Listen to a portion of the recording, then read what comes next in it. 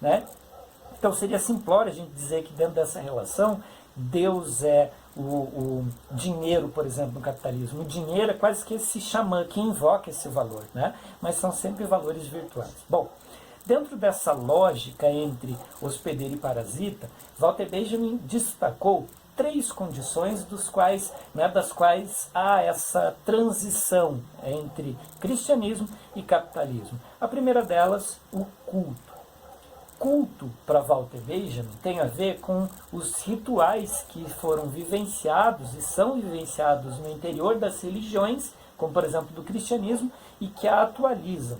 Nessa perspectiva, a gente tem que o culto são práticas que, de algum modo, rememoram acontecimentos, como por exemplo Natal, Páscoa, né?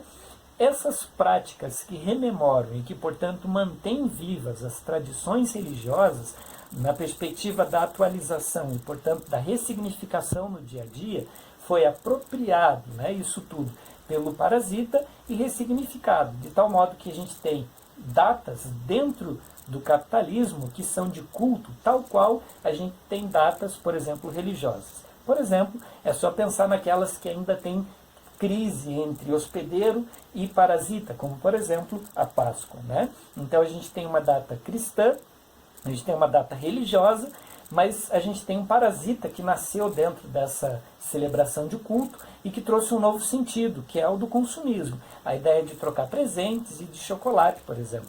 E aí a gente tem, né, uma mesma data e um conflito aqui de interesses, digamos assim, né? O mesmo acontece no Natal. E claro, o capitalismo, entendendo que essa lógica do culto é bastante importante para manter vivo, né, esse ritual todo que seria religioso, criou uma série de outras datas. Basicamente, a gente tem quase que um roteiro de compras, né? Em que a gente, por exemplo, tem Dia das Mães, Dia dos Pais, né? Natal, claro, Páscoa, Dia dos Namorados e aí por diante. É como se a gente tivesse uma agenda de compras que, basicamente, né, diz respeito a quase que uma agenda de culto, né? Dentro de uma nova perspectiva.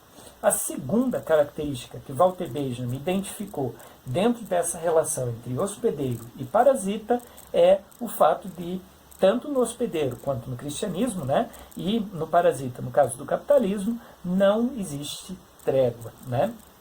Bom, o cristianismo tem por mérito, dentre as diversas religiões, né, a ideia de não dar trégua. O que isso quer dizer? Ele significa e abrange a totalidade da vida das pessoas, na medida em que nada escapa, por exemplo, de um Deus que é onisciente, né, onipotente e principalmente onipresente. A gente tem outras experiências religiosas, como por exemplo a dos romanos antigos, deuses que eram indiferentes à condição humana, e deuses que de algum modo viviam as suas vidas, né, eternas, e às vezes, pontualmente interagiam com as pessoas. Já o cristianismo traz uma nova forma de divindade, porque esse Deus judaico-cristão passa a ser aquele que tem dedicação exclusiva aos seres humanos, a ponto de colocar o próprio filho dele, por exemplo, né, para nos salvar, né, dentro de uma lógica messiânica. E nessa perspectiva, como que o capitalismo passou a se apropriar disso? Na medida em que observou que, não dando trégua e fazendo parte da vida das pessoas, há a naturalização dos dispositivos do capitalismo, o que nos faz cada vez mais presos a ele próprio, porque a gente já não vislumbra um modelo de vida que seja diferente desse. Qual é essa noção de não haver trégua no capitalismo? O fato é que a gente não tem escapatória.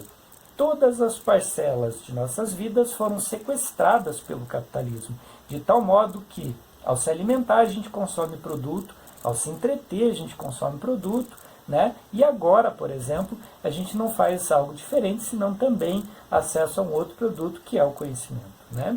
Enfim, então, dentro dessa perspectiva de não haver trégua, há justamente essa condição de não ter um espaço de respiro, digamos assim, ou de escapatória dentro dessa relação. Por fim, terceira característica, amplitude. Né? Então, isso tem a ver com aquela relação de tamanho, né? E tem tudo a ver com a questão anterior, né? Do qual o capitalismo ele se tornou de um tamanho, de uma amplitude monstruosa, e que controla por meio do medo as pessoas. Por quê? Porque se tornou um monstro tão grande que não há escapatória e não há como pensar fora dele, né? Então, por isso, o capitalismo tem essa noção de um controle por meio do medo, porque, né, ele se estende, digamos assim, a todas as parcelas da nossa vida, a todos os momentos da nossa vida, né? E para melhor entender, inclusive, essa discussão, né, a respeito do Walter Benjamin, eu trago aqui como suporte um artigo do George Agamben, do qual ele também vai partir desse pressuposto de o capitalismo ser uma forma de religião da contemporaneidade.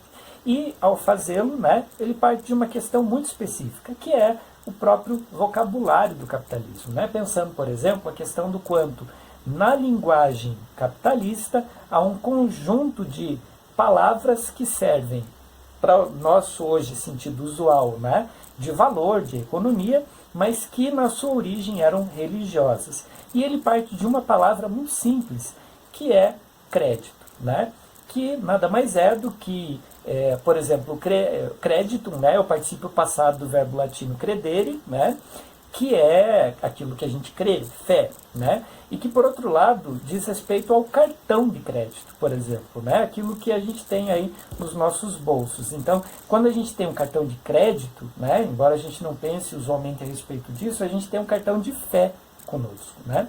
E essa lógica de um cartão de fé é porque, de verdade, o capitalismo precisa de muita fé. Afinal, é um sistema plenamente metafísico e simbólico. Por que metafísico, né? Parece contraditório pensar o capitalismo dentro de toda a contemporaneidade ainda apelando para a metafísica, mas é bastante evidente se a gente para pensar a respeito disso. O capitalismo é metafísico na medida em que ele é cheio de simbolismos. Símbolo, por exemplo, do dinheiro, do valor, né? Sem falar de toda essa linguagem contemporânea das criptomoedas, por exemplo, o que joga para uma metafísica mais profunda ainda, né? Bom, Deus, nesse caso, não é o dinheiro, mas é uma espécie de totem que representa, né? E, dentro dessa condição, né, Agamben nos mostra que, de algum modo, a gente está condenado a viver a partir desse crédito, ou condenados a viver pela fé, mas uma fé diferente agora. Afinal, o capitalismo cria estratégias que a todo momento nos sequestra e nos obriga a nos adaptarmos a ele próprio. Senão, a gente passa a ser excluído desse sistema. E volto aqui àquela condição da amplitude, a terceira característica do Walter Benjamin. O medo de sermos excluídos pelo sistema nos faz submissos.